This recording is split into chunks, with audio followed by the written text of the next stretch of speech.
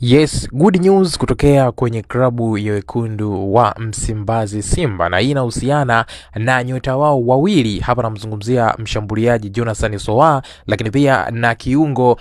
Alassane Kante, ambao hawa walikopo nje ya uwanja kwa muda mrefu katika ligi kuu ya NBC Tanzania bara, wakitumikia adhabu ambayo waliweza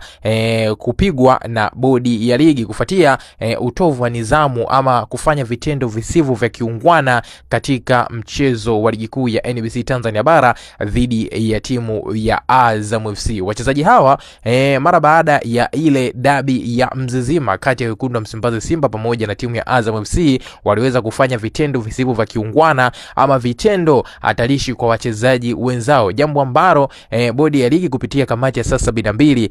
iliweza kuwapa adhabu ya kufungiwa mizunguruko 5 kila mmoja, lakini pia waliweza kupigwa faini ya pesa taslimu. Sasa ni rasmi adhabu hizo ambazo wachezaji hawa walikuwa wanazitumikia, ikiwemo adhabu ya kufungiwa mizunguko 5, lakini pia adhabu ya pesa taslimu. Kwa upande wa pesa bila shaka atakuwa amekushaweza kuclear swala hilo, lakini kwa upande wa adhabu ya mizunguko 5 ya michezo ya ligi kuu ya NBC Tanzania bara ambayo alikuwa anaitumikia wachezaji hawa kuto kuitumikia timu hiyo ya wekundu wa Msimbazi Simba, adhabu hiyo imeweza kutamatika rasmi. Hivyo ni official, wachezaji hawa wawili Jonathan Soa pamoja na mchezaji Alassane Kante wanaweza kuanza kuitumikia timu ya wekundu wa Msimbazi Simba kuanzia kwenye mchezo dhidi ya timu ya Dodoma Jiji, mchezo ambao unatarajiwa kufanyika Februari 25 pale kwenye dimba la Jamhuri mkoani Dodoma. Huu ni ukiwa ni mchezo wa ligi kuu ya NBC Tanzania bara, lakini pia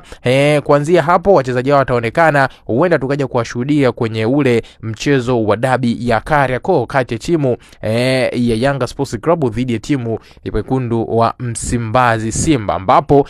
wachezaji hawa adhabu yao itakuwa imekushaweza kutamatika na mchezo utakuwa ni machi moja. Hivyo ni ruksa wao kuweza kuitumikia timu yao hiyo ya wekundu wa Msimbazi Simba. Kwako shabiki na mpenzi wa soka, umeipokeaje taarifa hii ya wachezaji hawa wawili Jonathan Soa lakini pia kiungo fundi Alassane Kante kuweza kumaliza kuitumikia adhabu yao ambayo waliweza kupigwa na bodi ya ligi? Njoo tuandikie kupitia sehemu ya comment hapo maoni yako, bila kusahau na mchezo wangu kulike, kushare, na jambo la muhimu kuliko yote hakikisha unakwenda kusubscribe channel yetu kwa kubonyeza maneno mekundu yaliyo chini ya video hii yaliyoandikwa subscribe.